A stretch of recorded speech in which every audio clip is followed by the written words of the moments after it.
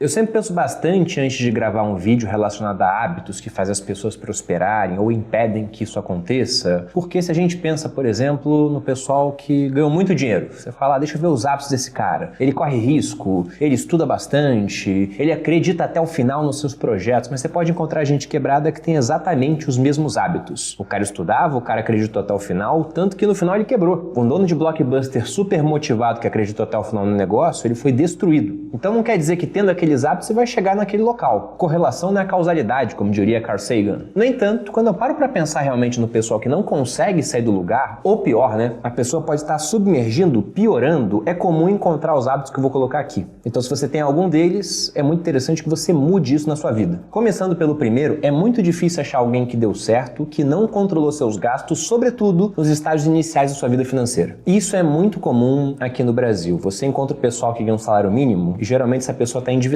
Aí você pensa, também o cara ganha muito pouco, né? Só um salário mínimo num país onde o custo de vida não para de aumentar. Ok, eu concordo com você nesse caso, mas aí você encontra o cara que ganha 2, 3, 4, 10, 20 salários mínimos. E surpreendentemente você vê que o mesmo padrão se repete. Tem muita gente que ganha 50 mil reais e está endividada. Isso não é exagero, isso de fato acontece. Por quê? As pessoas, conforme vão ganhando mais, elas quase que automaticamente também aumentam o seu padrão de vida. E aí quando elas vão ver, elas estão simplesmente trabalhando para pagar as contas, não sobra nada, e quando alguma coisa acontece, algum tipo de emergência, elas são obrigadas a se endividar, o que pode gerar uma situação de bola de neve. Então controlar os gastos é o básico que todo mundo deveria fazer, mas infelizmente pouquíssimas pessoas fazem. E aí conforme você vai ganhando mais, é interessante que você pegue essa diferença que existe entre a sua nova remuneração e seu antigo padrão de vida e entenda que parte daquilo ali não é seu, não te pertence, é do seu ou do futuro, e você deve usar esse dinheiro poupado para investir e construir patrimônio. Só que o que boa parte das pessoas faz, aí já entramos no hábito número 2, ao invés de comprar ativos, elas adquirem passivos. E aqui eu vou usar a definição do Robert Kiyosaki, autor do livro Pai Rico, Pai Pobre, e não a definição contábil da coisa. Porque um carro, por exemplo, contabilmente, ele é um ativo, ele é um bem que você possui. Mas para o Robert Kiyosaki ele é um passivo, porque ele tira dinheiro do seu bolso. E para quem quiser ver um vídeo gravado especificamente sobre esse livro, na verdade um podcast, lá no sócio eu vou deixar o card aqui. Mas a frase que ela é bem emblemática é quando o Kiyosaki afirma que os ricos compram ativos, a classe média compra passivos pensando que são ativos e os pobres só têm despesas. E aí, como eu sei que o meu público ele é muito mais de classe média, eu vou dar um exemplo que geralmente é uma armadilha que acontece com o pessoal de classe média. Você tem uma certa remuneração, você tem um carro, digamos um carro popular, que custa apenas 100 mil reais, já que carros populares hoje têm mais ou menos essa faixa de preço, e você quer comprar um carro melhor, digamos que você tenha um Gol e você esteja mirando num Corolla. E aí você começa a poupar dinheiro para comprar aquele carro, porque você é um cara disciplinado, você não faz um financiamento de veículo que tem taxas muito altas, porque a garantia do financiamento é o próprio veículo, e veículo dá para você esconder. É diferente de um imóvel, que como o próprio nome já diz, é imóvel, por isso que a taxa é mais baixa, a garantia é mais sólida. E aí você quer fugir desses juros, uma boa decisão. Você começa a poupar, talvez você até invista esse dinheiro para ter uma ajuda dos juros compostos, a uma hora você chega até um montante e compra o seu tão sonhado Toyota Corolla. Só que o que acontece depois disso? O Corolla vai ter um custo de manutenção mais alto, ele vai ter um seguro mais caro, ele vai ter um IPVA também mais caro. Com o Gol você tinha as despesas menores de manutenção, como por exemplo lavar o carro, com o Corolla talvez você queira lavar mais vezes, afinal um carro novo, você dá mais valor àquilo. O Gol você parava na rua, o Corolla é só em estacionamento. Bateu o carro, a lanterna do Gol é baratinha, a do Corolla é mais cara. Então veja que no final você vai ter uma série de despesas maiores, sendo que sua renda ainda é a mesma. Você não está ganhando a mais para poder bancar aquele bem. E você não tem dinheiro vindo de ativos que te dão mais renda para poder bancar aquele, entre aspas, passivo. Então você tem um bem de valor maior, mas no final você está mais pobre, porque você tem menos dinheiro para gastar com outras coisas, já que o carro suga muito do seu recurso. E tem um pensamento do Sêneca, o filósofo romano do século I, que ilustra bem esse ponto, que eu vou parafraseá-lo. Ele dizia, como é triste a vida daqueles que a duro custo conquistam algo que a mais duro custo ainda será mantido. Então qual a lição desse hábito número 2? Que é o que geralmente as pessoas fazem, elas gastam muito dinheiro em passivos.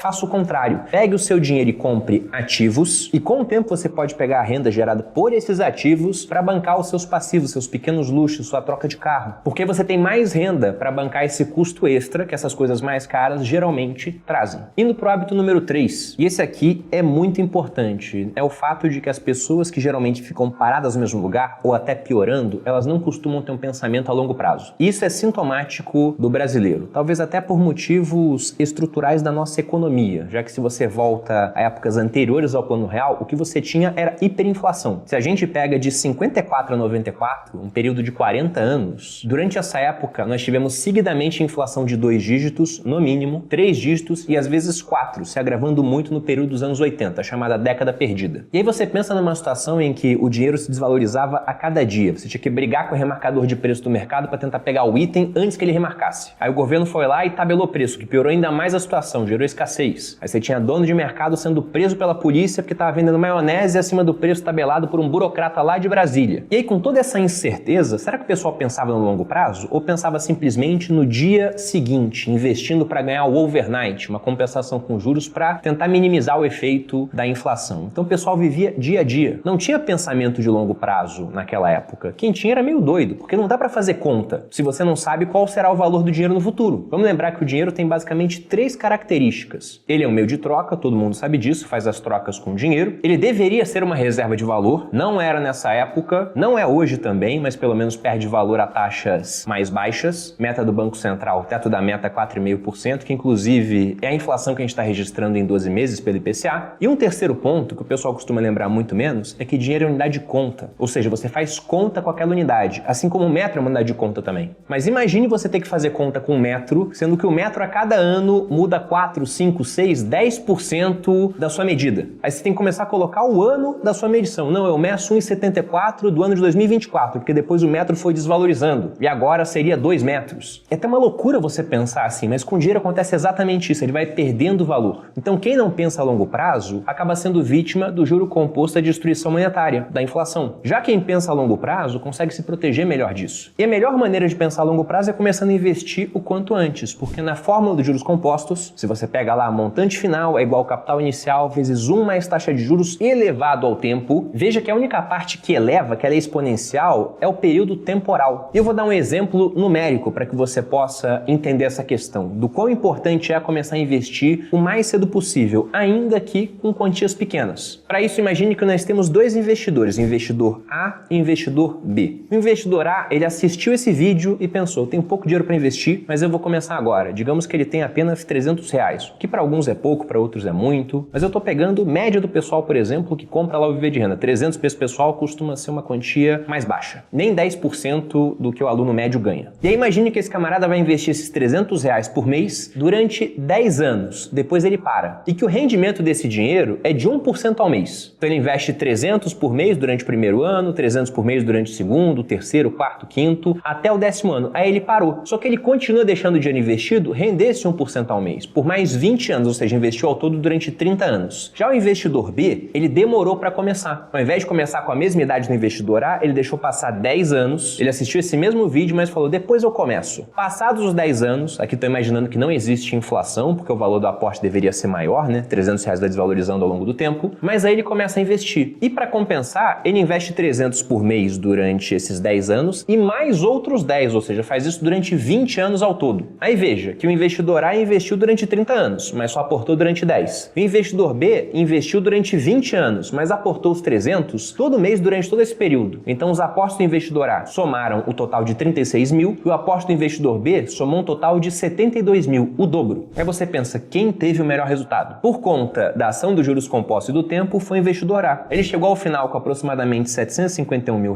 enquanto o investidor B chegou ao final com aproximadamente R$296 mil. Então veja que o investidor A, que aportou metade, teve mais do que o dobro de patrimônio ao final do período. Por quê? Porque ele pensou a longo prazo, ele começou cedo e esperou. Em economia, a gente pode chamar essa questão de pensar a longo prazo de preferência temporal. Pessoas com alta preferência temporal são mais imediatistas. Pessoas com baixa preferência temporal entendem que vale a pena barganhar com o tempo, deixando de consumir hoje para ter mais poder de consumo, de compra no futuro. E aí, se você pensa no homem, quem tem baixa preferência temporal geralmente são as crianças, seres imaturos, que não aceitam esperar. Pega uma criança pequena, por exemplo, ela quer tudo na mesma hora, do contrário ela chora. Conforme essa criança amadurece, ela vai aprendendo. Olha, você tem que esperar para ganhar as coisas. É o famoso teste do marshmallow feito pelo pessoal de Stanford. Eles pegaram crianças, colocaram em frente a um marshmallow e falava, eu vou sair da sala, se você não comer esse marshmallow, você vai ganhar 2 quando eu voltar. Eles ficavam 15 minutos fora da sala, quando voltasse, se a criança não comeu, ganha 2. Se comeu, aí já era. Só que depois os pesquisadores de Stanford continuaram acompanhando as crianças ao longo do tempo e viram que aquelas crianças que toparam esperar estudar para ter uma recompensa maior, tinham índices de IMC mais baixos, aquele índice de massa corpórea, iam melhor no vestibular, na seleção para as universidades americanas e ganhavam mais na fase adulta. Ou seja, eles poderiam ter colocado do seguinte modo para as crianças: eu vou deixar o marshmallow aqui, eu vou